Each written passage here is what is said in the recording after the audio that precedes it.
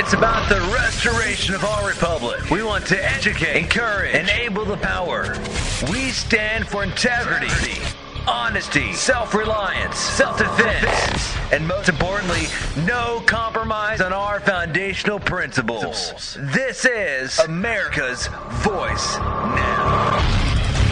Find America's Voice Now on Facebook and at americasvoicenow.org. Here's Michael Evans.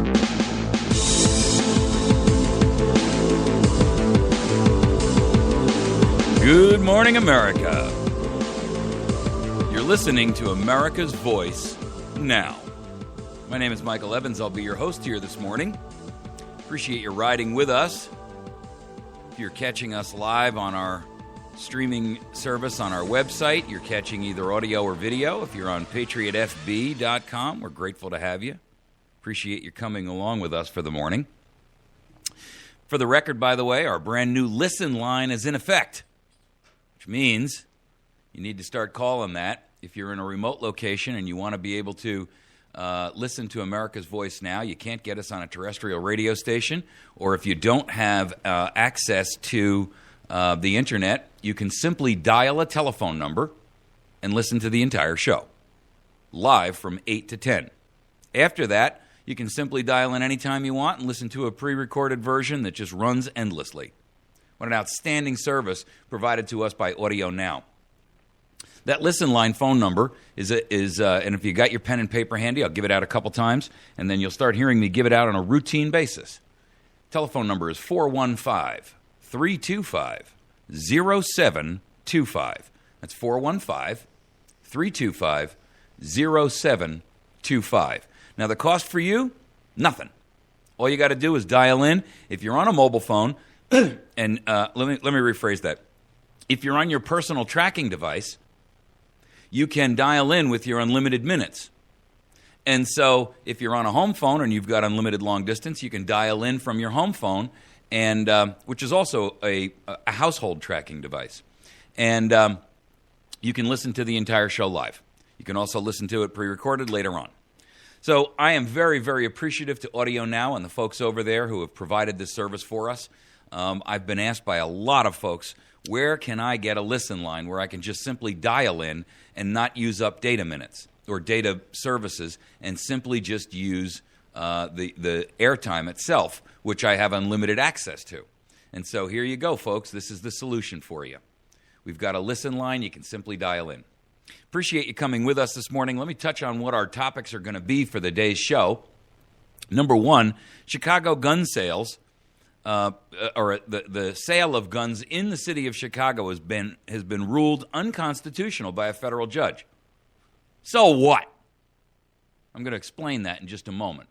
But the reason I say that is because what you don't know is that these gun sales, or this gun sale ban, which was ruled unconstitutional, I got to tell you, I have a problem with that. Because, first of all, the judge stayed his own ruling, pending an appeal from the government. And we're going to talk a little bit about gun rights in this first segment this morning. So just ride with me, because I want you to understand why I say, so what? It's important. Our second topic, 40 million guns were sold in just the last 24 months. Now, that number is actually far greater than that. But the reason I use 40 million is I want to be conservative. Here's why. 40 million background checks were run between 2012 and 2013. In fact, 21 million of them were run in 2013 alone. So 21 million Americans can't all be wrong. What's important to understand is that multiple purchases can be made on a single NICS check. So the odds are, statistically speaking, that far more than 40 million guns were sold in the last 24 months. And if you take the total since 1998, there have been 180 million of them run. We're going to talk more about it. Our third topic, the truth about antidepressants. Now, I'm telling you right now, statistically speaking, there's a number of people that are listening to this broadcast right now or are watching this, and I'm telling you, there is a significant percentage of those people who are watching this right now who are on antidepressants. I've got to tell you, ladies and gentlemen, that is the danger zone. And I'm going to tell you why. And I'm going to tell you what you can do to help get yourself off of them. I am not an advocate of antidepressants because they alter your brain chemistry and they rewire your mind. We're going to talk a little bit more about it and what you can do to get off of them and replace it with something that is actually far better and far more effectual and will not damage you physically, mentally, emotionally, spiritually. Our fourth topic is going to be the FBI is no longer in law enforcement. In fact, they have outed themselves from the law enforcement game, according to their own statement. However, they've done something else. They've taken up the mantle of state-sponsored terrorism to be perpetrated on American citizens. We're going to talk a little bit more about it and the reasons why. They now are no longer in law enforcement. They're in national security. Oh, gee whiz. Now I get it. Once you're in national security, a whole different set of rules apply. Yeah. Those are the rules that'll enable you to basically get away with anything. And I do mean anything. Unlimited budgets. No questions asked. You can deny all those Freedom of Information Act requests. You can spy on Americans with impunity because they're doing the dirty work domestically that the NSA is prohibited constitutionally from accomplishing. All right, so let's get into our first topic. Chicago gun sales were ruled by a federal judge to be unconstitutional. Now, in my comment on our Facebook page, I threw out a couple of issues here, and I just want to go over them with you. I don't want you to get too excited yet because, initially when we hear something like that, we kind of raise our hand in the air and go, yeehaw, one for the good guys, right? Well, apparently, there are a couple of judges out there who still recognize that the Constitution has merit. And this one ruled that a Chicago city ordinance that prohibits legal gun dealers from selling guns within the city limits of Chicago is unconstitutional. However, stop right there. Don't get yourself all in an uproar. He tempered his brief foray into liberty by staying his own order, pending a decision on whether the city wants to actually appeal the ruling. Now, let me make this perfectly clear for everybody. And I think it bears merit and warrants saying again. The Second Amendment, and for the record, I'm just going to give it to you one more time because, well, it's important. The Second Amendment says, a well-regulated militia being necessary to the security of a free state, the right of the people to keep and bear arms shall not be infringed. Now, what I want you to do is I want you to take a moment and whatever you're doing, put your critical thinking hat on for a moment. And I'm going to give you a couple of synonyms that are appropriate and work for or as a replacement for the word infringed. And I want to be clear for everybody listening. The rights of individuals to possess weapons for self-defense and the defense of our nation from tyranny were never intended to be infringed by anyone for any reason. And the reason I say that is because the word infringed, which, in modern parlance and modern English, we redefined a lot of words from what our founders used. And I understand that. Government redefines words all the time. But infringed in this case is synonymous with the following words: breached, contravened, disobeyed, encroached, imposed, intruded upon, meddled with, offended, trespassed, borrowed, broken, crashed, entrenched, infracted, invaded, lifted, obtruded, pirated, and presumed upon. So for the record, what I'd like you to do is utilize this really brief critical thinking. This is like a quick pop quiz, right? I want you to substitute any of those words that were listed above as synonyms for the word infringed and see if you finally get it. So, the right of the people to keep and bear arms shall not be breached, shall not be contravened, shall not be disobeyed, shall not be encroached upon, shall not be imposed upon, shall not be intruded upon, shall not be meddled with, shall not be offended, shall not be trespassed upon, shall not be borrowed, shall not be broken. Think about that for a moment.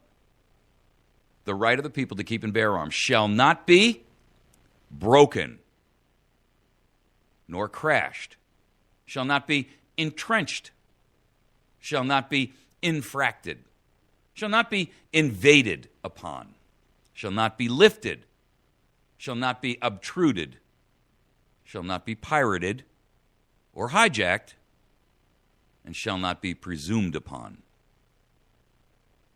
What I mean to say, in case you haven't gotten it yet, is that under no circumstances may anyone in any position, whether that be government of a national origin, a state, or a local origin, no government has the right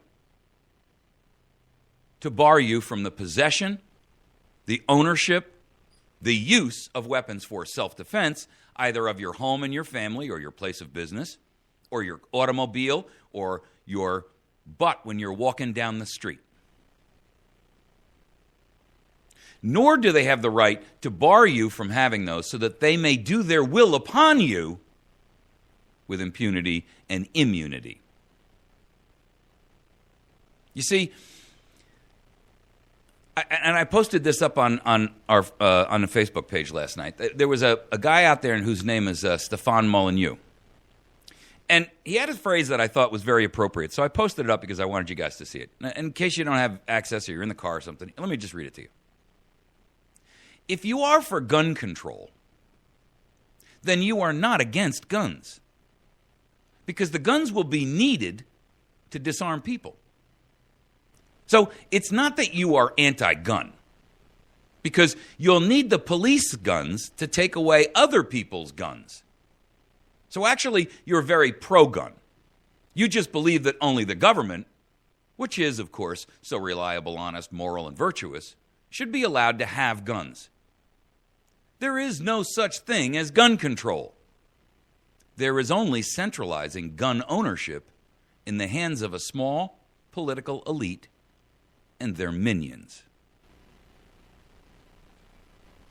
Now, I happen to like Stéphane Molyneux. I've watched a number of his videos on YouTube, and he's got a website out there called Free Domain Radio. He's got 1,500 YouTube videos up there. He's a sharp guy. He's an atheist, so those of you who are dead set against the seeing a viewpoint, which tells me that you're not thinking critically, by the way, will not want to watch his stuff. If you're a critical thinker, you're going to look beyond that and hear what he has to say and recognize logic, reason, and intelligence when you see it. I then found a quote from Aaron Zellman, who was the original, one of the original gun rights fighters. And here's what Aaron had to say. And I think this should bring clarity to anyone's question about, well, what about the gun thing? I mean, should everybody have guns? I mean, should anybody be prevented or prohibited from owning guns? I mean, what are the rules about that? Well, here's what Aaron had to say. Never forget, even for an instant, that the one and only reason anybody has for taking your gun away is to make you weaker than he is, so he can do something to you that you wouldn't allow him to do if you were equipped to prevent it. This goes for burglars, muggers, and rapists, and even more so for policemen, bureaucrats, and politicians. You see, the truth is, if anyone applies even the remotest, the most tenuous threads of logic and reason to the arguments on gun control and the issues surrounding guns, they have to recognize that there is absolutely no way that the purpose of gun control and removing guns from the hands of Americans is intended to prevent violence in the nation. Because the argument would be, well, if we just take guns away from people, or if we limit the amount of guns out there, well, stop right there. You're never going to limit the amount of guns out there, and I'll tell you why. And I'm going to talk about this in this next segment. But we do know, for an empirical fact, that 40 million plus firearms, just the background checks were run. So what that tells you is, and that's only in the last 24 months, folks, 180 million since 1998. Now, of course, the number of NICS checks that have been run in the past, couple of years under the Obama regime is staggering. I mean, 19 million last year alone in 2013. 19 million. What that tells us is that the country recognizes, and I'm sorry, I apologize, it wasn't 19 million last year. It was 21 million last year and 19.5 million in 2012. So 40 million in the last 2 years. You see, the truth is that we have a right to not only own firearms for our own protection, but the real primary purpose, and this idea that the primary purpose of the founders was that so we would be able to defend ourselves against a government operating in a position of tyranny. And I don't think anyone who is intellectually honest with themselves or willing to at least look at the evidence that's pervasive around us can deny that what we are living in today is a situation where our government has completely abandoned any precept that they're going to follow the Constitution. That's what honestly makes me afraid of running with the ball on an Article 5 constitutional convention or convention of the state solution. Not that I don't believe that constitutional amendments are a good thing. We do, and our founders gave us a way to, modify it for a reason. But they don't follow the one we have.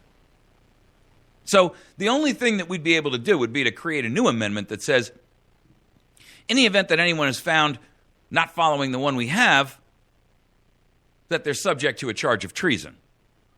And I don't see that one getting through anytime soon.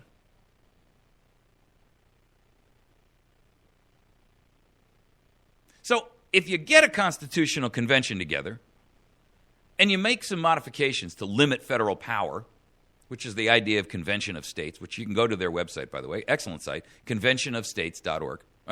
.com. The problem is that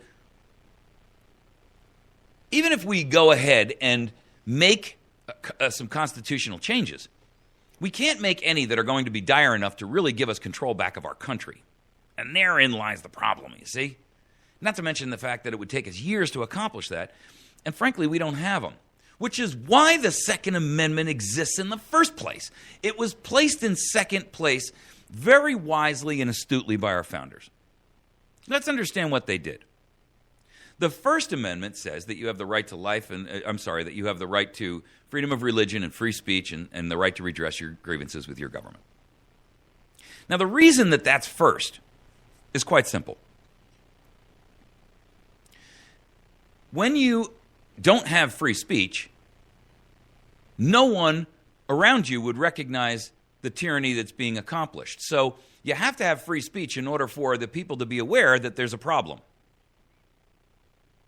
The Second Amendment is only there as a backstop if the First Amendment proves that the tyranny exists. And you have not been able to resolve it through the, redress of your grievances with your government.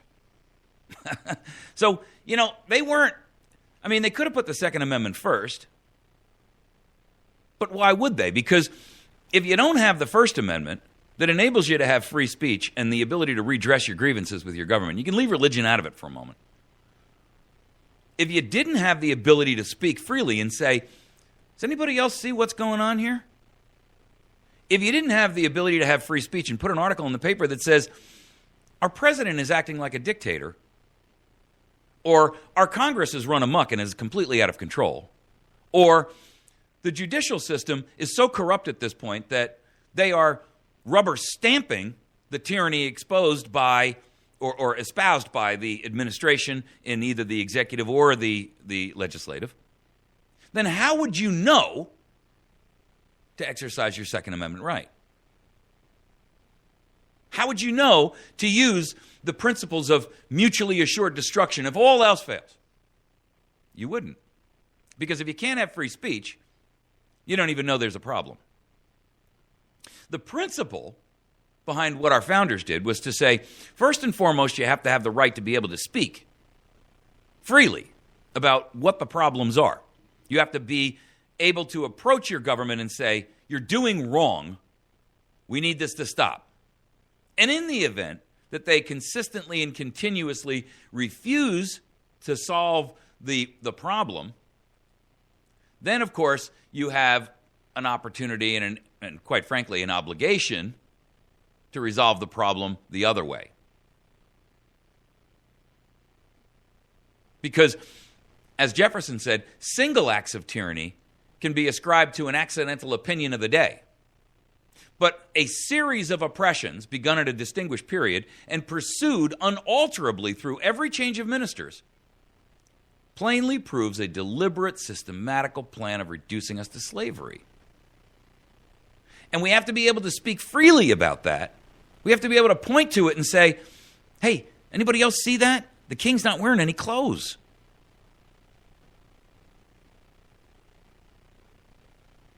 Then, and only then, does the Second Amendment become applicable. Because if government fails to allow us to redress our grievances, then we do have a manner and a method available to us. Now, that brings us to a whole separate topic. Who amongst us should be allowed to own guns? Well, we've got a minute left, and so I'm not going to be able to get into all of that right now, but I will extend it into the next segment because we're going to be talking about how 40 million guns were sold in the last 24 months alone first. And we're going to incorporate this discussion into it because I think it's critically important that you recognize that the idea that's been hammered into your mind that there is a certain class of people that should not be able to own guns has been so vastly expanded that it is actually endangering our republic. I'm talking about our military veterans who come back with PTSD. I'm talking about the felons in the country, myself included. I'm talking about the people who are political undesirables. So we're going to evaluate that, and we're going to take a look at why and how many of you have made the mistake of saying, well, criminals shouldn't have guns. I'm going to stop you right there. You're listening to America's Voice Now. You can find us on the web at americasvoicenow.org. You can find us on our multiple other pages, including Facebook and YouTube and Patriot FB and our new listen line. Please make sure you write that down. We're going to return in just a moment, and when we do, we're going to continue this discussion on guns and who and where and how and why and when. We'll be right back.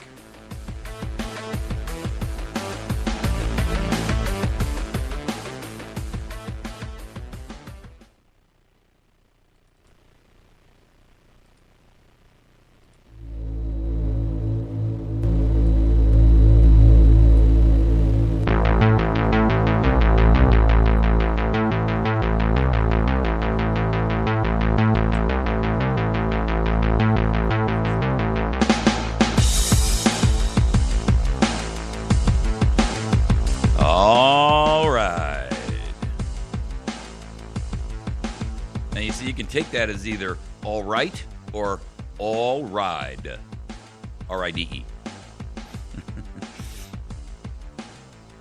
Why do I say that? Well, because those of you who have listened to me for a long time know that I call this show that I do and the effort that I put out to accomplish all of this stuff, including all the work that you don't know about that it takes behind the scenes to make this happen and all the money and all the rest of that. I call this my Paul Revere moment. Why? Well, because I construe it to be my duty to awaken and alert the American people to the tragedy of what's happening to our country, to the tyranny, to the treason, and to the rapidly approaching death of our republic. So I'm riding through the ether, if you will. I'm riding through the internet. I'm riding through your phone line. I'm riding through your radio. And I'm raising the alert. The terror is coming. The terror is coming. The tyranny is here. The tyranny is here. Awaken. Awaken and defend yourself, America. In 2013, 21,093,273 people did just that.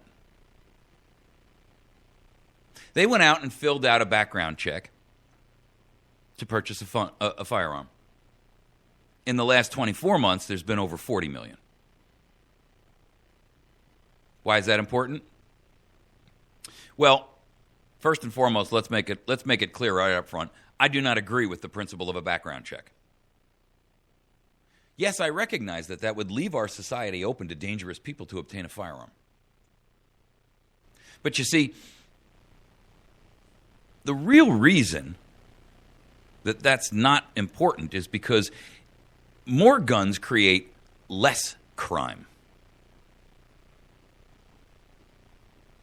Now, there are many who will argue that, and we can go on and have an entire conversation that would last from now until sometime around midnight to resolve that. I don't think we will, because you and I, if you feel that way, are never going to see eye to eye. But the truth is, when you look back at the last decade and some change, the last 15 years, there have been 180,320,069 background checks run. 180 million.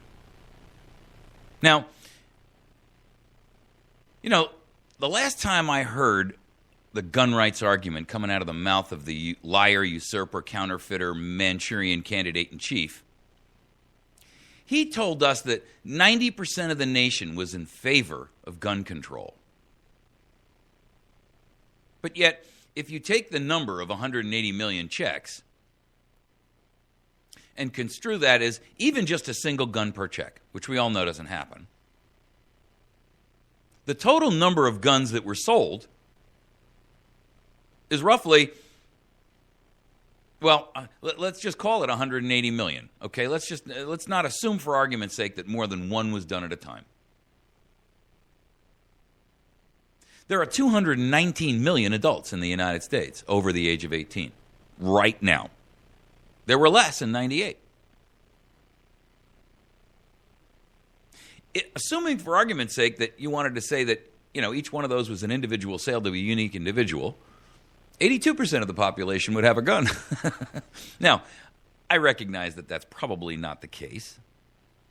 The estimates are that about 50% of America owns a firearm.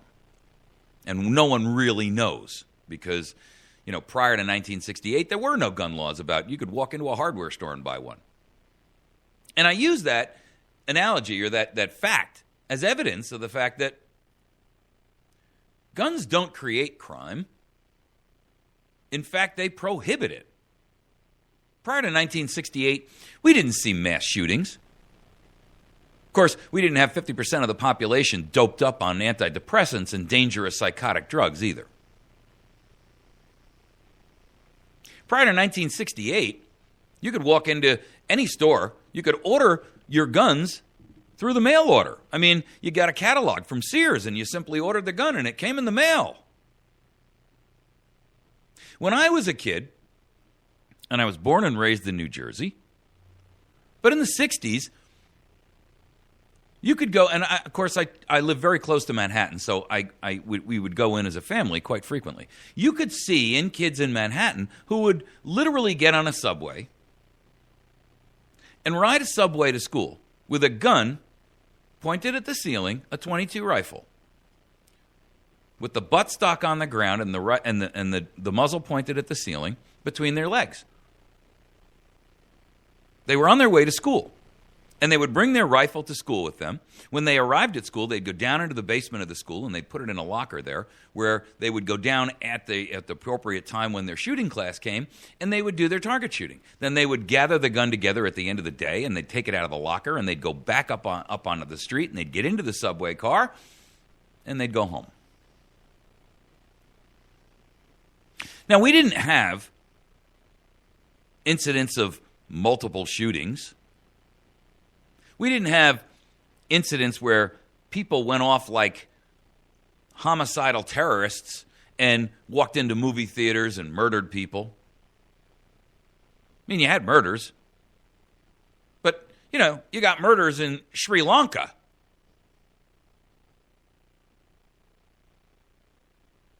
You see, prior to 1968, felons weren't barred from owning a firearm. And the truth of the matter is that very few people, let's quantify this. The crime rate that we had in the 60s, before 1968 now, and in the 50s, was far lower than the crime we experience today. Certainly violent crime. Now, violent crime climbed dramatically in the late 60s and early 70s through into the 80s, where violent crime got so tied up with drugs and the war on drugs, which frankly just perpetuated the whole concept of violence, that it became dangerous to a fault. Today, we see violent crime falling. And one of the reasons we do see violent crime falling is the resurgence in firearms ownership. Now, I'm here to tell you, in 1968, under the Gun Control Act of 68, they banned people with felonies from owning a firearm and people with mental health issues. Let's tackle the mental health issue after a moment, but for right now, let's tackle the felony issue, because they are two separate things. The hypothetical scenario, which isn't quite so hypothetical, it affects literally tens of millions of Americans, is that, here you are, a young guy or a young girl, and in, late 70s or early 80s, you made a mistake and you got caught with, a bag of marijuana or a small amount of cocaine or maybe even some heroin. Or you made a mistake and you got wrapped up with the wrong crowd and you boosted a car. Or maybe you got into a fight with some guys and it got a little out of hand and you got an assault beef or an assault charge. Maybe you had some kind of a problem with alcohol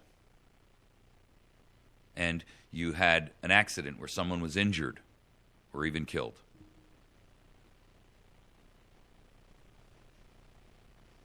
But for the vast majority of people that are currently on the felony prohibition list, it's almost silly that those people are banned today from owning a firearm for a mistake which happened 15, 20, 25, 30, 35, 40 years ago. If they have an exemplary history and an exemplary record after their brush with crime, then why are they still prohibited? Why would a guy who got caught with an ounce of weed back in 1977, who since then has never had any kind of law enforcement issue, in fact, maybe has gotten no interaction with law enforcement other than the occasional parking or maybe a speeding ticket. They have a good job. They've married, raised children. They pay their taxes. They're a contributing member of society in the sense that they act and function in a format that most people would look at and say, that there would be an exemplary citizen. They go to church, they've got neighbors that appreciate them, they help out other folks. And they had this one black mark on their record back from when they were young and foolish. But it has prohibited them from ever owning a firearm. And to make matters worse, it's also prohibited everyone within their family from owning a firearm. Because a felon can't be in a premise or a house where others' firearms exist, because that would be called the magical, ephemeral, constructive possession. Just being in a household, if you're a felon with someone who owns a firearm, the feds will say, it's your firearm or you have access to it, and therefore you are in constructive possession. Even though you may never have touched it, even though you may not even know it exists. So the prohibition is not just on the felon, the prohibition is on everyone in that circle, that familial circle, or anyone who lives in the same premise. You don't even have to be in the same family. See, the real problem here is this. Even felons have a right to defend themselves, their communities, their families, and their nation. Now, I recognize that there are some individuals that we as a society may look upon and say, that guy or that girl is clearly a danger to other individuals. You know, someone who has a long history and a series of incidents where they have misused a weapon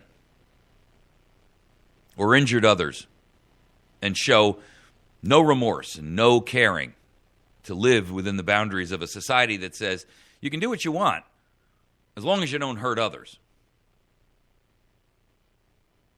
But I don't think the guy who got caught with a half ounce of weed falls under that category, do you?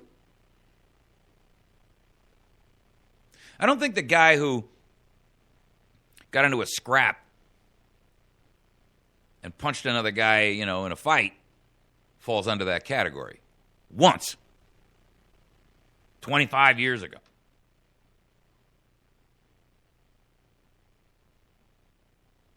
See, the problem that we have is that society is embedded in your mind that once a criminal, always a criminal, and that in a criminal who's guilty of something as small as having a dime bag of weed back in the 70s is a threat to society in general.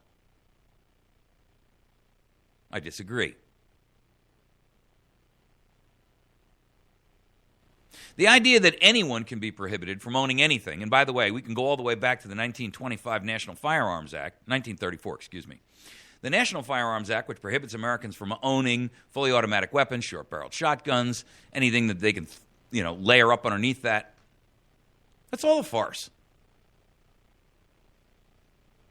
Our founders had the very, very clear and explicit concept, and they voiced it repeatedly over and over and over and over and over again, that the real premise behind firearms ownership was to preserve your nation from lawlessness and tyranny. And you can't do that if you're walking around with a black powder blunderbuss and the military or the new militarized law enforcement is running around with fully automatic weapons.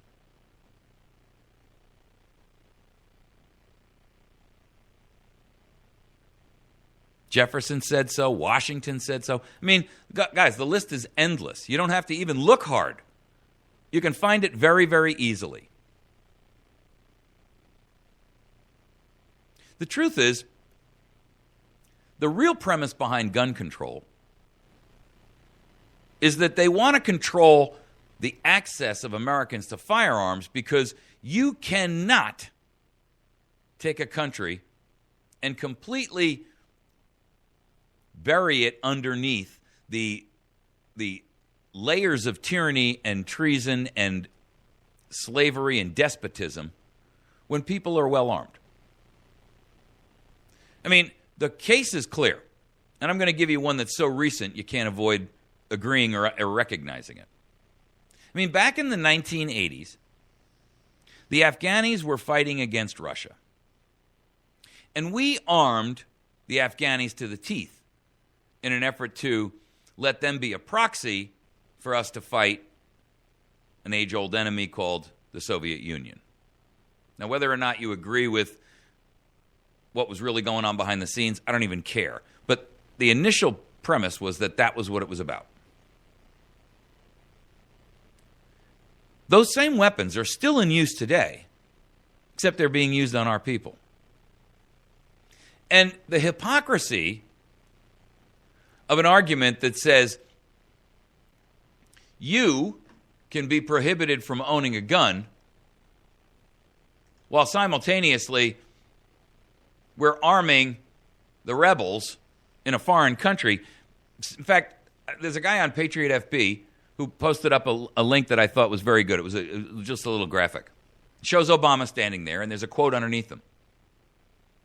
And the quote says, "We're sending assault weapons to rebels in Syria to confront a regime that does not represent them." Then right next to it, there's another picture that says, "There is no reason why any American should own assault weapons." I want you to just think about that a minute. Because if you think about that, on one hand, he's saying there's no reason why any American should own an assault weapon. But in the previous statement, he says, we're sending assault weapons to rebels in Syria to confront a regime that does not represent them. I ask you, does this regime in the United States of America right now represent you?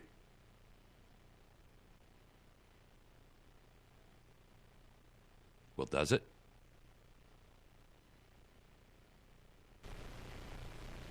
George Washington said a free people ought not only to be armed and disciplined, but they should have sufficient arms and ammunition to maintain a status of independence from any who might attempt to abuse them, which would include their own government.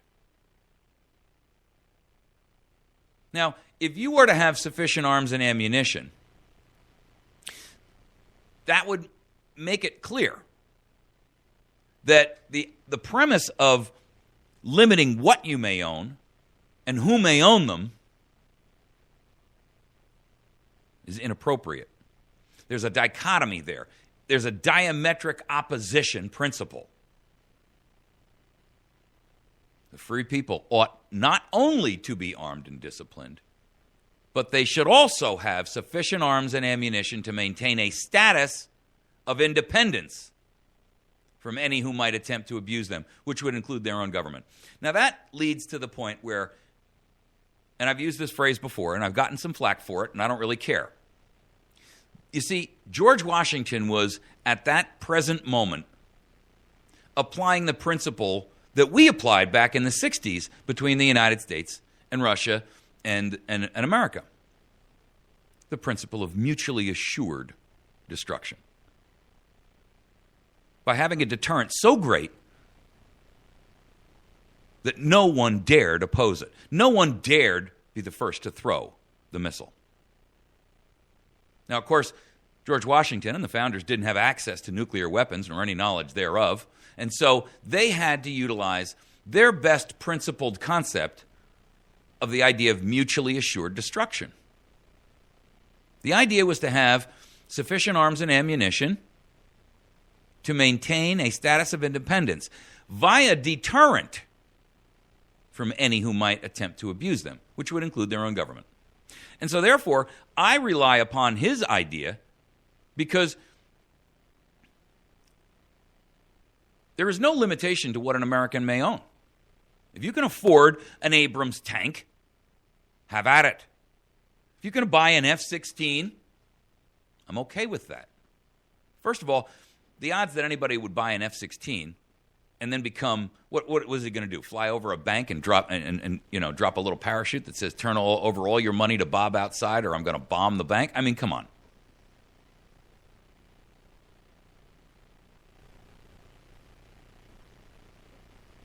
The idea that an American cannot own a machine gun is ludicrous.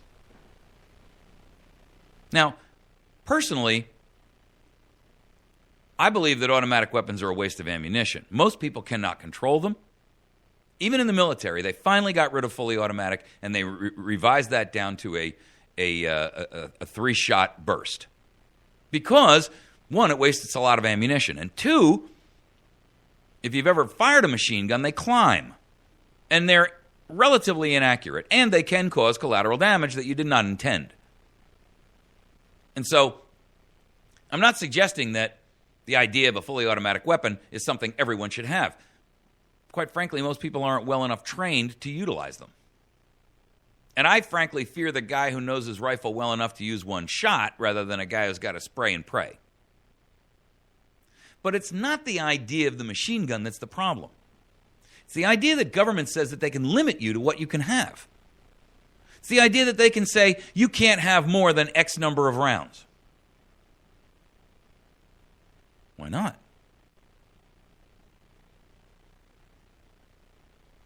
See, the rallying cry of the tyrant is the word crisis. It was James Madison. And our government claims crisis, crisis, crisis. Crisis from school shootings, crisis of violence. Truth of the matter is that's all smoke and mirrors. There are no crises. There is only the crises that our government is subjugating us and enslaving us systematically. Second Amendment is inviolate.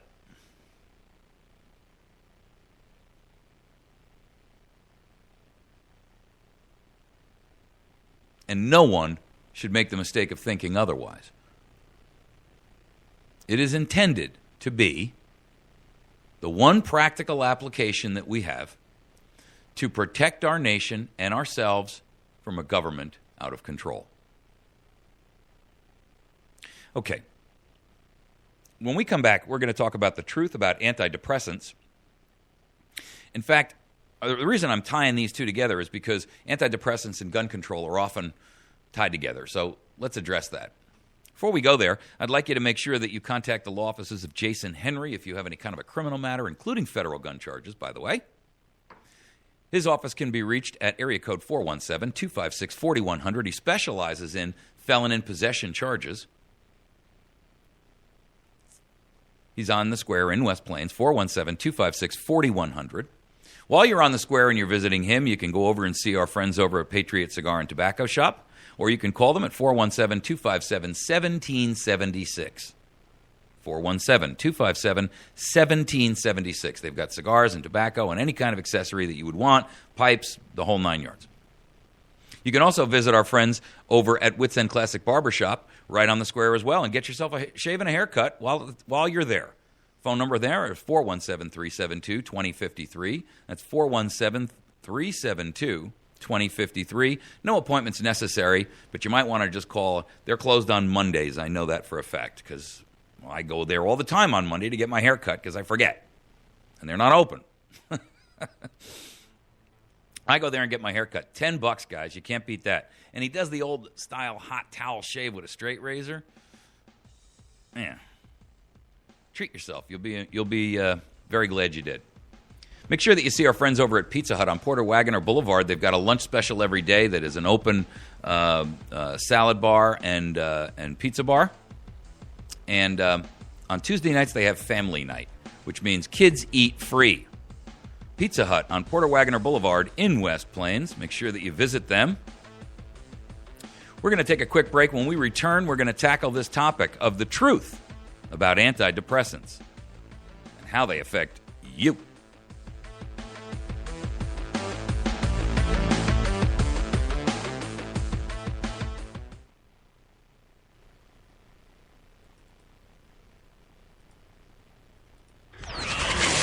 It's about the restoration of our republic. We want to educate, encourage, enable the power.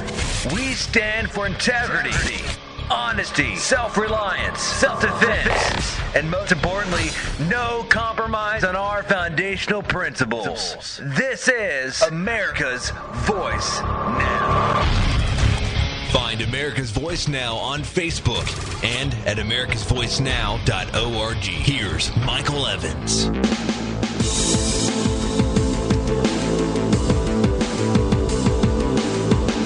Good morning, America. You're listening to America's Voice Now. I am so glad that you decided to ride with us this morning. We're riding on a journey where we go out there and awaken America to the fact that tyranny is coming. In fact, tyranny is here. It's not coming. It's not in the future. It's actually here already. And so I want you to be aware of that because, well, it matters. You need to be aware so that you can take appropriate action. And also, in addition to that, let's be honest. You have to be preparing yourself and your family for what we know to be coming. What is coming, you say? What are you talking about? Well, look, if you're at this point so blind to the fact that our economy is virtually in the early or the mid stages, I should say, of collapse, that we have overinflated our stock market, that the Federal Reserve is currently in possession of some $4.5 trillion worth of debt, which they've bought back from the country after producing and manufacturing it from nothing.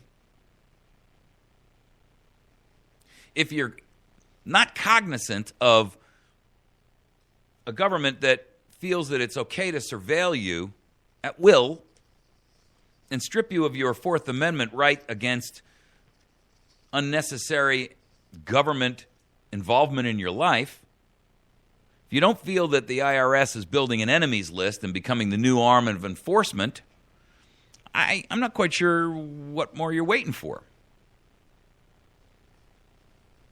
Now, I will say this. I know that there's a whole bunch of people out there that are perhaps aware of it in the back of their minds, and they're very scared. They don't want to admit it because to admit it, it's a human failing, right? If you admit it, that means that you then, as reasoning, logical beings, we recognize that by that admission, that states that we must now do something to make a correction. And most people just don't want to do that because, well, they're uncomfortable with the idea of having to fight back. They've been raised with the principle that non-confrontation is the only method. And I disagree.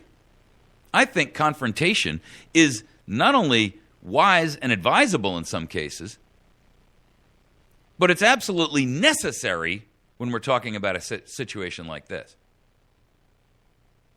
I mean, let me put it to you this way. If someone broke into your home and said to you,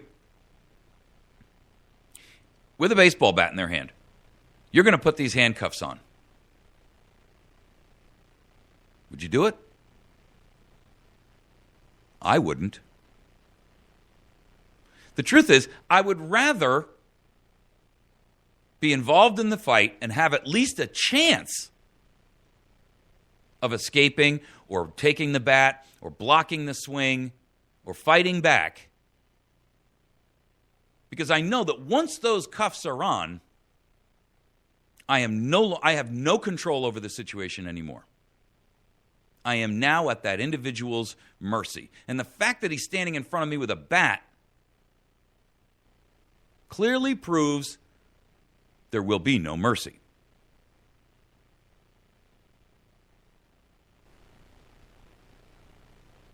But many Americans would rather put on the handcuff and hope for the best.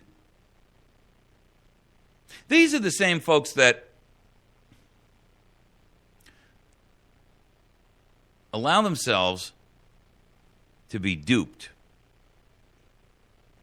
into thinking that a pill can solve it all. These are the guys that, and girls, that say that I feel, lousy about my life because I'm struggling financially, or my marriage is a mess, or my kids, are out of control. I'm poor. I don't have an education. So I'm just going to go to the doctor and I'm going to tell him what I got, and he's going to give me a pill to make it all better.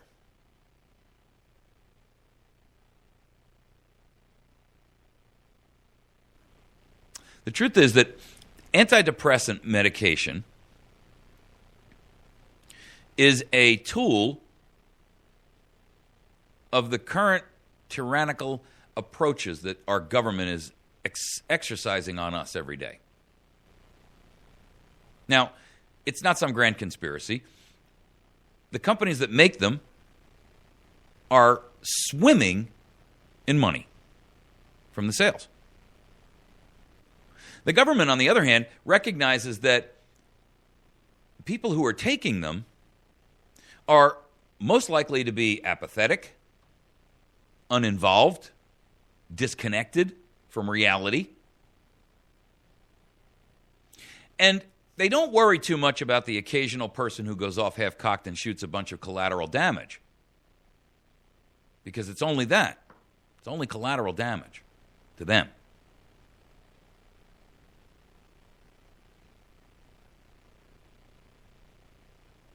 You see, they want you apathetic as an electorate. They want you feeling a general pervasive malaise, because that makes you doubt your liberty, doubt your freedom, doubt your right to self-determination, doubt your right to self-governance. I mean, if I'm so depressed I can't get myself out of bed in the morning, what makes me think I can govern myself?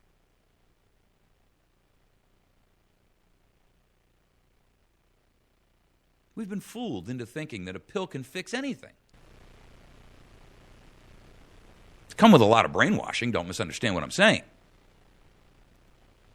And the CDC and the FDA and many, many, many others advocate that positioning. But I got to tell you, the horn of plenty of pharmacopoeia that's basically showered on Americans, when I think about how many people are on antidepressants and psychotic or psychotropic, I should say, medication, what's the image that jumps to mind?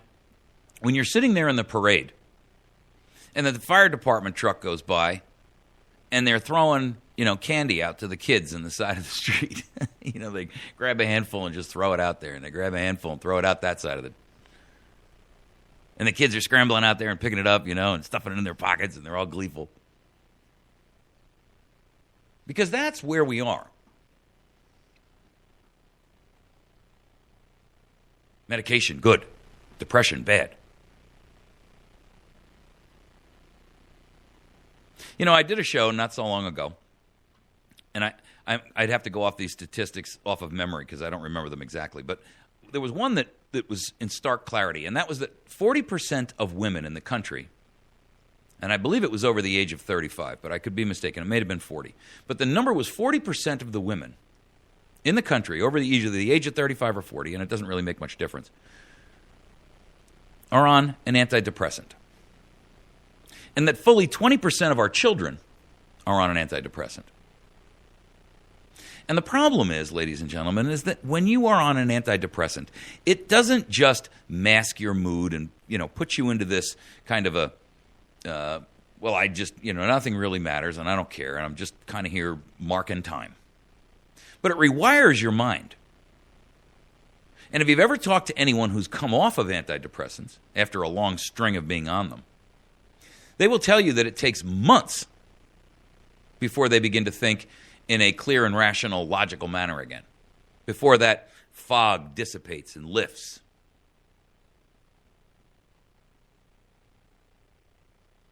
I'm not sure, and I don't think anybody's ever done a long-term study, that those effects in the rewiring can ever be undone. But I can tell you this. Until we had antidepressants, until we had these brain-altering chemicals, I mean, we had the occasional, outlandish behavior by one individual.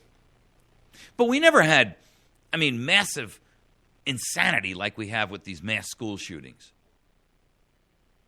Never. We had an occasional one here and there. But the one that shocked everyone's conscience was the shooting in, by Dylan Klebold and the other guy over in Colorado. And that should have been a warning sign to us because both of those kids were on antidepressant drugs. And I did a show before that reiterated the number of these mass shootings, and not always mass shootings, but murder rampages, whether they be 1 or 20 people, that were tied to antidepressants. In fact, I could probably look up the link I posted up there about the statistical history of them. I gave it to you folks at that time. The truth is that there are solutions to get off of antidepressant drugs. And I got to tell you, I'm going to encourage anyone who is currently on them or is influential to someone else who is. There are 2 articles out here I want you to find. And they're easy to find because I gave you the links to them. If you're watching us on America's Voice Now, they're right below you in the day's news stories. If you're on Facebook, the links are there. If you're on Patriot FB, I put it in those links this morning, and they'll be in this YouTube in the section that describes the show.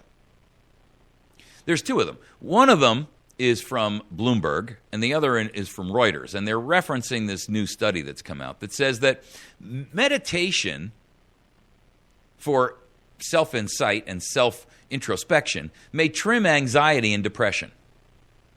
Now, that's not something new. Let's be honest. Meditation has been around for, thousands and thousands of years, right? And I'm not talking about, some kind of, transcendental religious experience and all that nonsense. Or Zen Buddhism. And if that's what you practice, that's fine with me. Whatever it takes for you to feel like you've got control of your life and that you have insight into who you are and what you are and where your strengths and weaknesses lie and what you can do to improve yourself. Those are all good things. But I can tell you this, you're not going to find it in a pill from GlaxoSmithKline or Pfizer. I can tell you you're not going to find it in Zoloft or Prozac or Paxil. All you're going to find in there is desperation. There were 47 studies, according to these articles, that showed a 5 to 10% reduction in anxiety symptoms and a 10 to 20% improvement in depression in individuals who meditated compared with those people that took a placebo. It suggests that meditation improved pain, although it wasn't clear which types of pain benefited the most. The findings supported the use of mindfulness meditation as a way to moderate the need for medication to treat anxiety and depression. Practicing mindfulness meditation is a form practiced for 30 to 40 minutes a day that teaches a person how to become more aware of one's thoughts, their breathing, and their emotion. There's the problem. There's the problem. I just read you the problem. And we only had to wait until the 3rd paragraph to find it. You know what that problem is? I want you to hear it again. And then I want you to tell yourself quickly what that problem is. Mindfulness meditation is a form practice for 30 to 40 minutes a day that teaches a person how to become more aware of one's thoughts, breathing, and emotion. That's the rub. Nobody wants to become aware of their thoughts and emotions. And those who are desperate not to see their own thoughts and to inquire and be insightful about their emotion and their thinking process will say, I don't have 30 to 40 minutes a day. Guaranteed. That's the perfect excuse right there. I don't have 30 to 40 minutes a day. What do I look like? I'm too busy for that. Got to take the kids to school. Got to cook dinner. Got to go to work. Got to unplug the toilet. Well, let me put it to you this way. Masking your symptoms and masking your emotions and your thoughts with a drug that basically just puts a black tarp over it. And I want you to think of it that way. I mean, you've got this massive emotion and thought processes, including your ideas and your beliefs. And, you can think of it like all of that is sitting down there like a den of, a den of teeming snakes, right? They're all intertangled and running around and moving around and wiggles and just throwing a black tarp over that so that you can pretend it's not there doesn't really help the problem. Doesn't help you sort them out, doesn't help you get the poisonous ones out versus the non-poisonous ones. You're just pretending they're not there, good or bad. And what I'm trying to tell you is that if you experience depression, anxiety and insomnia, heart disease, chronic pain and stress, that's what this study was attempting to try to identify. Could meditation be a solution for that? And I got to tell you, if you're only one of there's those who will say, well, wait a minute, it only showed 5 to 10% reduction. Hey, listen, let me tell you something. The vast majority of Americans with a 5 to 10% reduction would be just fine. If you think that life should be, unicorn farts and rainbows, who told you that? Where'd you get that impression? Oh, that's right, because you watch that stupid box. That one that is the Lord and Master of your home. That one, yeah. That's the box that tells you how to think, what to eat, how to feel, when to laugh, when to cry. And you wonder why you're not in touch with your own thoughts and emotions. Hello. I mean, really. So here's what I would suggest. If you are on an antidepressant, or your children are on an antidepressant, I would strongly encourage you to read these articles and then seek some sources that will give you the tools and the skill set necessary for you to begin a process of utilizing meditation as an alternative to the pills. Because those pills do a couple of things. One, they make you feel like it doesn't really matter. Two, they make you an illogical person, an unreasoning person, a weak person. I'm not saying there's some people who truly don't have psychiatric problems. But I'm saying that the vast majority of people who are on antidepressants are just there because they're lazy and they're bored with life. And so rather than face their emotions and their thoughts and their stresses, they just take a pill to say, well, they're still there, but they don't really bother me anymore.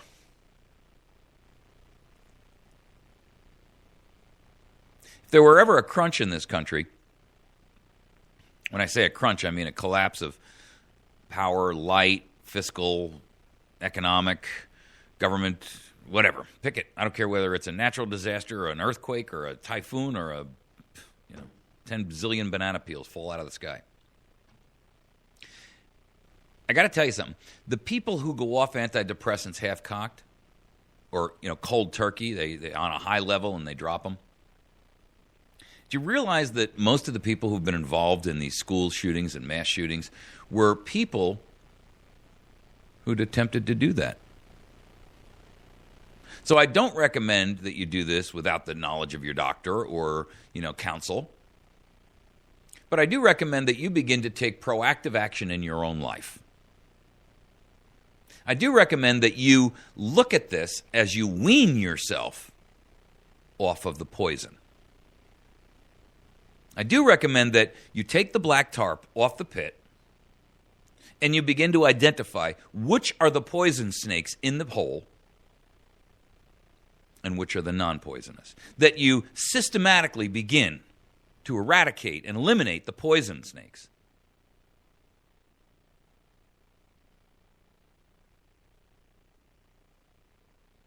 Because if you're not willing to do that,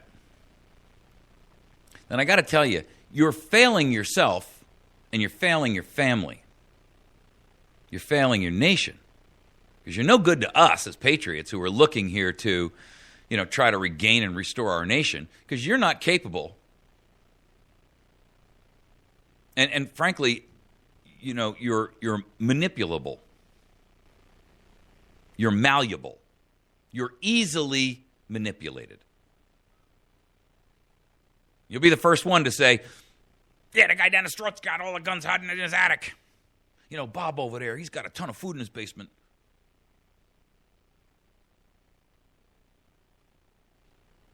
I'm not saying that meditation will solve all your problems. What I am saying is that if you have an opportunity to take a look at your issues, it's one way to accomplish that. And it may be the beginning of a great journey for you. To get yourself clear of that, to begin to look at the world in a new way, to see the bright colors again, to smell the scents that give you, give you that sense of gratefulness. Gratefulness that you're able to recognize them, that you're able to see it, to sense it, to taste it, to smell it, to feel it. Don't let the fear control you. Because that's really what this is all about. Don't let the fear control you. Okay, we're going to take a quick break. When we come back, we're going to talk about the FBI is no longer in law enforcement. Instead, they've now become a part of the government-sponsored domestic terrorism agencies. That should matter to you. We're going to talk about it. They've dropped themselves from the law enforcement roles and now are a national security group. Let's analyze what comes along with the term national security. Well, I'll tell you right off the bat, it means there's no more rules.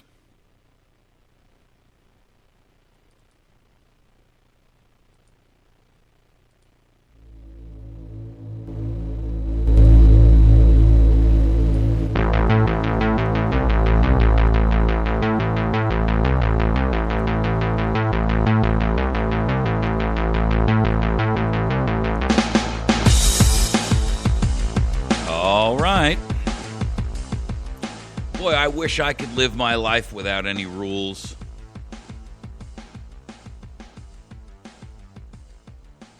I wish I could just be impulsive and abuse my power and authority.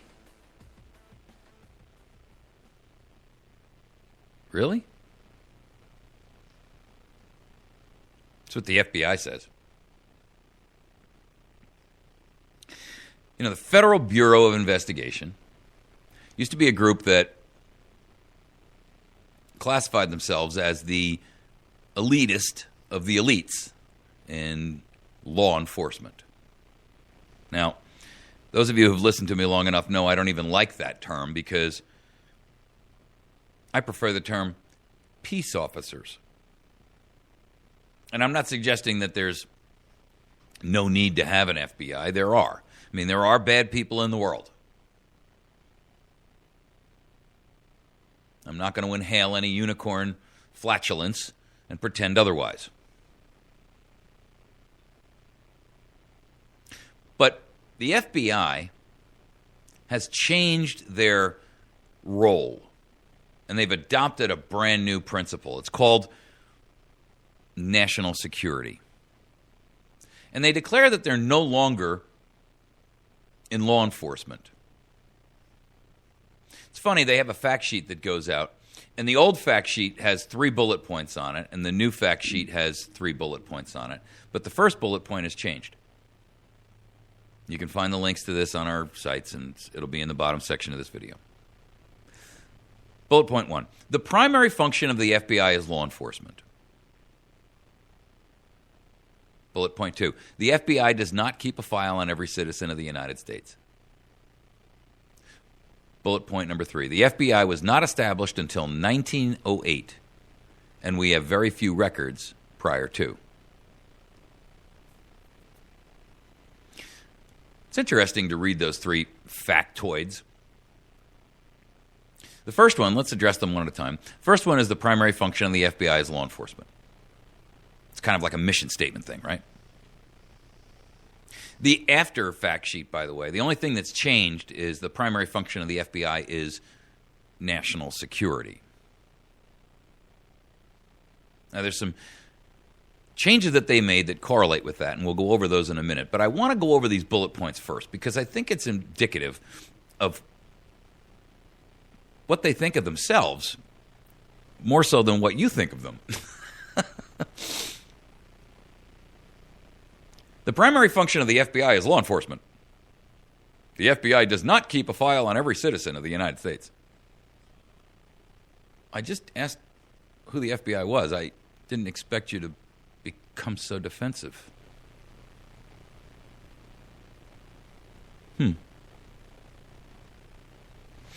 Thou doth protesteth too much, I fear.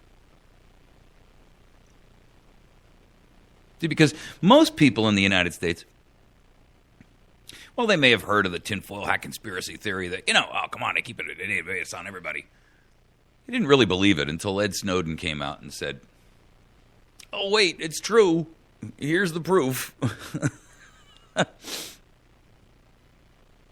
mean, there were some people that truly believed that the FBI kept the file on every citizen in the United States, and I was among them because I had all kinds of knowledge about the use of their carnivore system and echelon system, prior abuses of their power and authority, including the fact that all the way from J. Edgar Hoover on down, they did keep files on every citizen in the United States, at least those that they felt that they could either manipulate, coerce, co-opt, and or wanted to keep an eye on. So maybe they didn't keep a file on every citizen of the United States.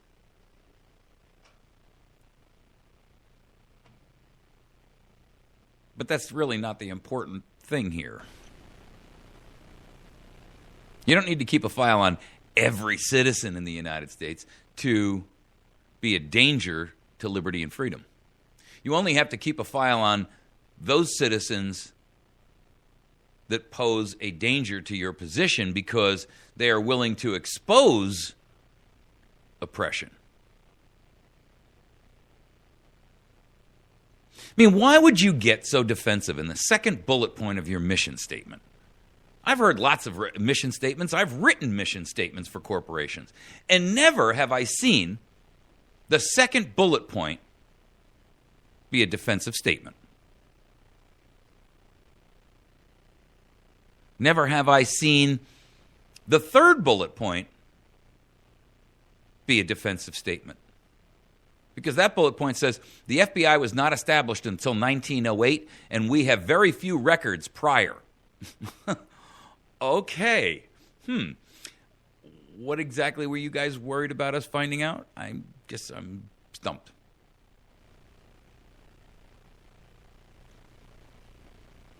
So when you got 3 bullets in your fact sheet, And 2 out of the 3 clearly state your own paranoia. I don't know. Somehow or other, there's just something wrong with that. Now, let's go back to the first one, which is almost a negative, although most people wouldn't immediately recognize it as such.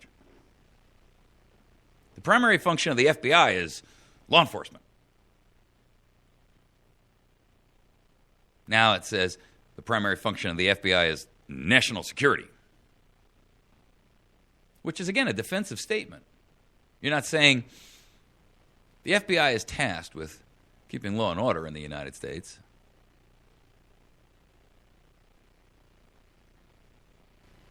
The agency quietly has changed their slogan, if you will. And prior to 9/11 and, the buildup of the oligarchy conspiratorial willingness to drive us to tyranny and oppression and despotism,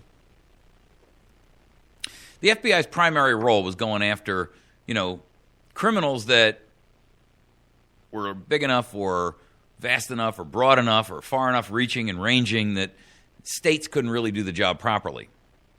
I.e., a guy who's on a multi-state crime spree, right? He's, shooting it up in Texas, and then he runs over to Oklahoma and robs a couple of banks there, or kidnaps a baby in one state and bolts off and hides it in another state.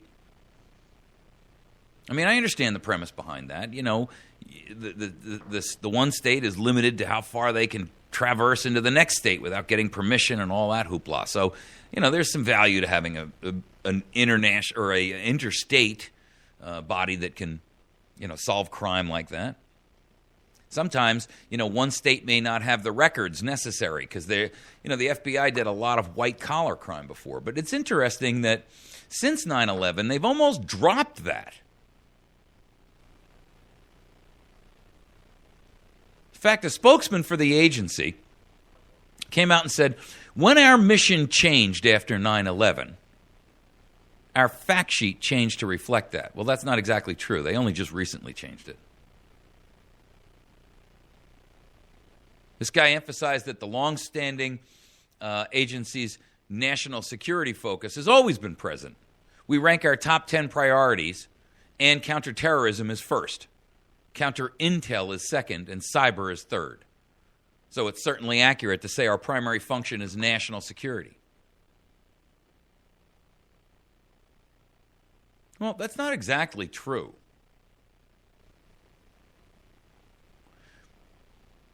But I can tell you why they did it. The reason they did it is because when you change your mission from law enforcement to national security, the world becomes your oyster.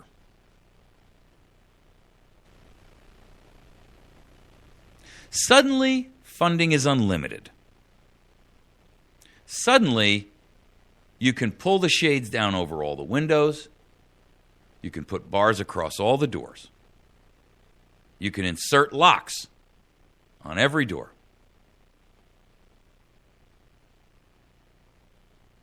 The truth of the matter is that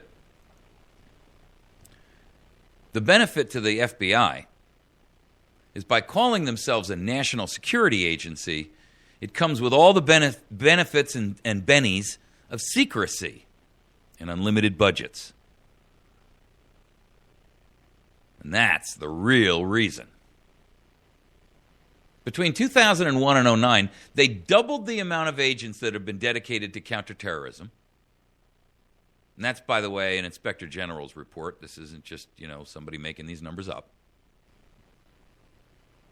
Meanwhile, the number of people that were working on white-collar crime and a lot of the other types of criminal cases that they used to do, and that was their primary focus, was going after white-collar crime, huge frauds, white-collar,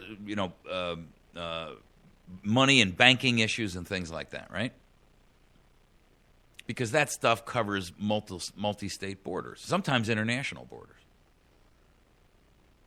But there's been a significant and dramatic decline in the types of cases that they're doing with that. The number of people that were tasked to deal with violent crime, property crime, and white-collar crime has fallen dramatically.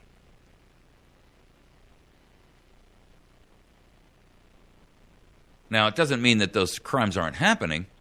It just means that there's a heck of a lot less guys out there to try to figure out who's did it.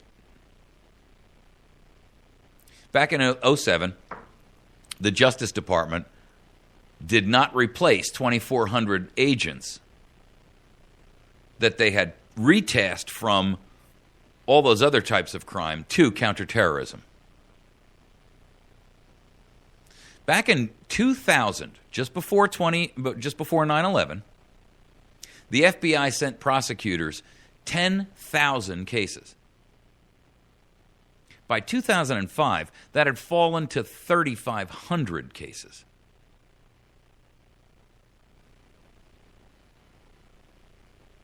Wow. That's a pretty interesting drop, don't you think? I mean, to go from 10,000 cases to 3,500 cases in a 5-year window tells me that you have completely redirected the ship.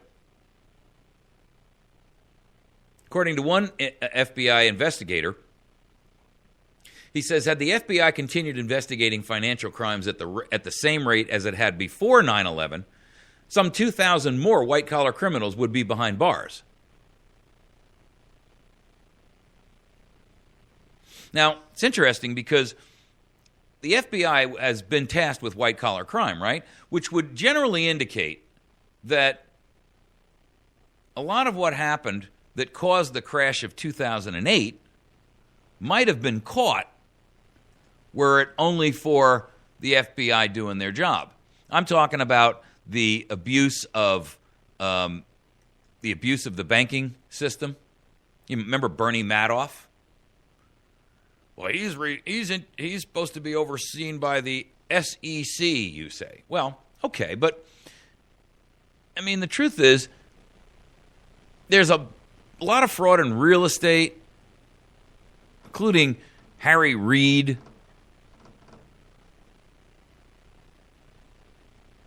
The simple truth is that they failed to crack down on a lot of the financial crime that led us to the 2008 collapse and the real estate fraud that occurred ahead of the 2008 subprime mortgage crises.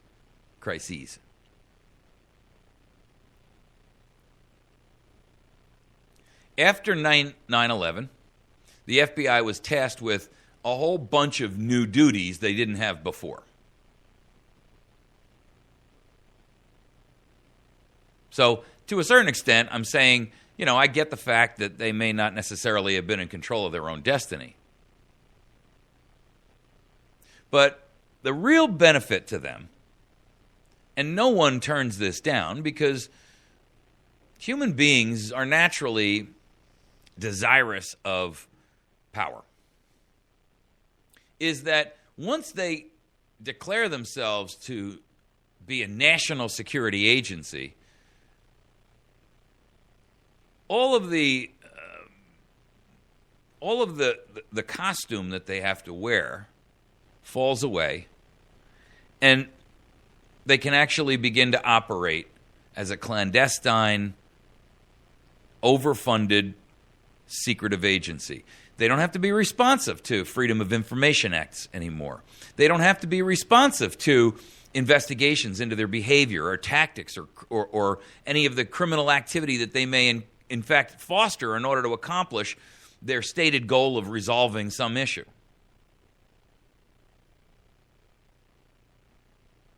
Once you're under national security, and there's a guy, McClellan, who summed it up very well, and he was interviewed for this article. He says, if you tie yourself to national security, you get funding, and you get exemptions on disclosure cases.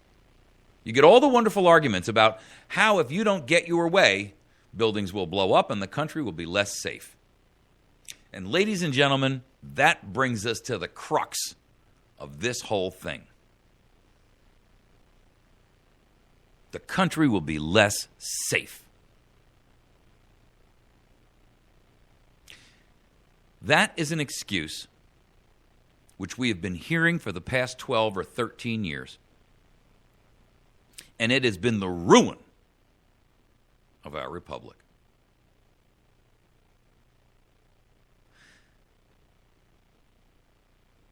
The total number of people who have been killed with terrorist action. In fact, let's just take this a step back. I was going to say since 2011, but let's take it all the way back to the beginning of the century. The total number of people that have been killed in a terrorist action. Now we're talking about, not some kid on antidepressants who goes off and shoots a bunch of people in a school. We're talking about international terrorism, the kind that they're spending trillions of dollars on and subjugating all of your rights to achieve. The total number of Americans that have been killed in terroristic attacks is dwarfed by the number of people that were literally killed just in automobile accidents last year alone.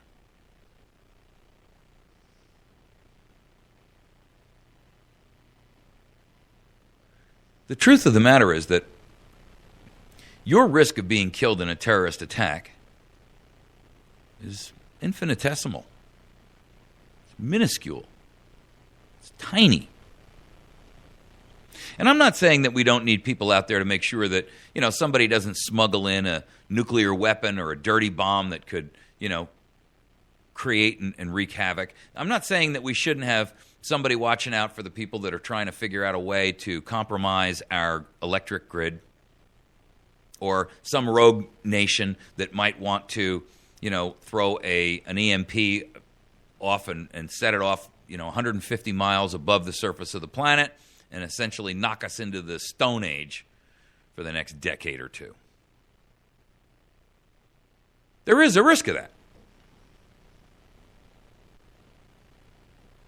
But I am saying that this wholesale, that the wholesale oppression of all Americans is not only unnecessary, but it leads you to the conclusion that that's really not their primary motivator. In other words, to save us from the external threat. I think the problem is that they now consider us to be the threat.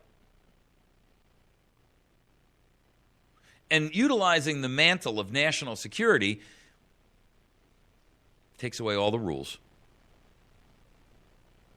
Now, the FBI, for those of you that don't remember a show I did a couple of weeks ago, has been exposed for doing the exact same thing as the NSA. Now, the NSA says, we're not spying on every American. We're only looking at international people. And yes, we're doing the metadata thing, but we can't identify who you are. It's not personal. It's all anonymous. And we're just looking for patterns. But that's not entirely true. See, what they don't say is more important than what they actually do say. What I brought out to you in a show a couple of weeks ago was that the FBI is utilizing and running the same exact software, the same exact programs, the same exact things that the NSA is running. But they're doing it domestically because they have a purview here domestically in the United States that the NSA does not have. So that which the NSA cannot do, the FBI does. And I told you that there's a fat pipe that goes directly from the FBI centers directly to the NSA. Directly. Now, if that's too conspiratorial for you, okay. So let's just go back in history a little bit and remember this thing called Echelon, which everybody, when you first mentioned Echelon after Carnivore, was like, you got to be kidding me. You are a real conspiracy theorist. You got a tinfoil hat on that is about 8 inches thick. Well, Echelon turned out to be real. And really what it was a systematic abuse of all citizens by a number of countries, including the United States and Canada and England and Australia and New Zealand. And so what happened was this. There were constitutional prohibitions in place in the United States of America and constitutional prohibitions in place in all those other countries that says you can't spy on our own people. And so essentially the United States would say, I can't do this, but there's somebody we want to look at. So, hey, New Zealand, would you do me a favor and take a look at this guy? And then when you get the data, just shoot it over to me.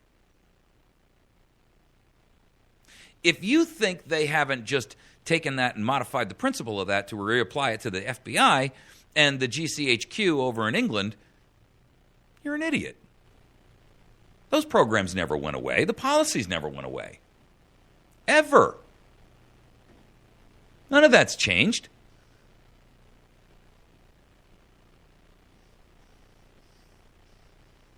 And so the FBI is doing exactly what the NSA is doing, but they're doing it with impunity because, well, they have a domestic agenda that the NSA does not have.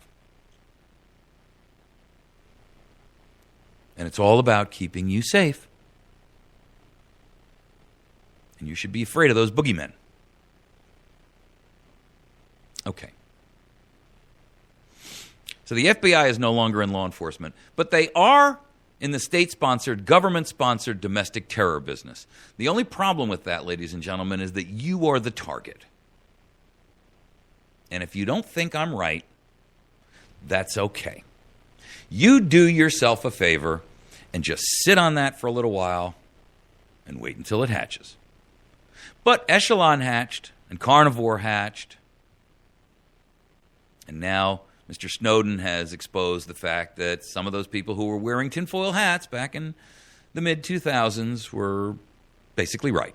In fact, the only reason they were wrong is because they didn't accurately understand the depth and the scope of the depravity of the actual programs going on. They were only wrong because the real truth is what was going on was far greater than even their worst fears. But I rest my case. Okay. Let me do and wrap this show up with a couple of our friends. Patriot Cigar and Tobacco Shop in West Plains.